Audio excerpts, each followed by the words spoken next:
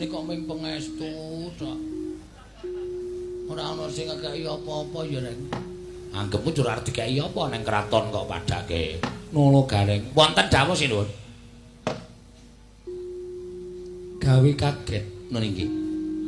Ana wigati apa dene sira sowan mongko tanpa tinimbalan. Ingkang sepasin sepisan kemarin kula ngaturaken sembah sumangga memang bekti kula kunjuk ndungkap angka kalih waleh menapa sowan kula menika mboten saking pikajengan kula piyambak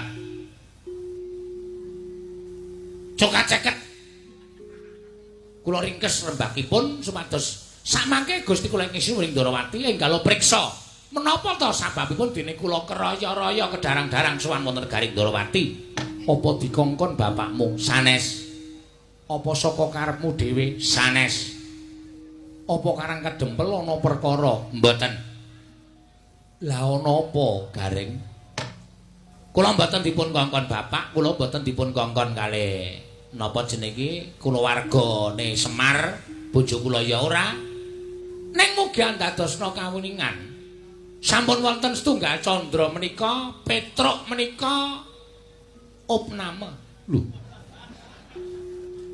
Petruk apa kuwi mau? Opname. Opname iki apa? Sakit. Lara ngono wae. Nggih. Sakit. Lara apa Petruk? Wah, wis mboten ngerti.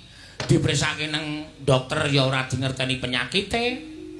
Digawa tengken dukun ya ora mari-mari. Dirawuhke para Brahmana Sewa Sugata menyang para nimpuna para pinasis supaya maluyaken Petruk kantong bolong ya ora mari. Monggo Petruk niku meneng ngeteng-ngeteng teng amben ora obah ora napa-napa. Matane kedap-kedip. Nyawang usuk. Lah terus Petruk kanane saiki piye? Ah wis mengkari esuk pas sore. Petruk lara tenan lho Gareng. Lara tenan apa dikira ngapusi. Kula niku nek omong ora tau goroh kok. Lah sawijining dina kula niku nganti sedih. Nyawang Petruk kanane kaya ngeten iku terus tak tangisi Petruk.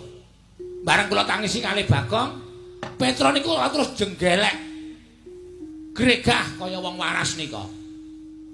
Terus apa kalih kula jukane segoreng. Ya kula jukuke. Kaya wong mari lara niku mangan ya cemal-cemel mongko ora nganggo lawuh, mung sego tok. Diglondori banyu putih.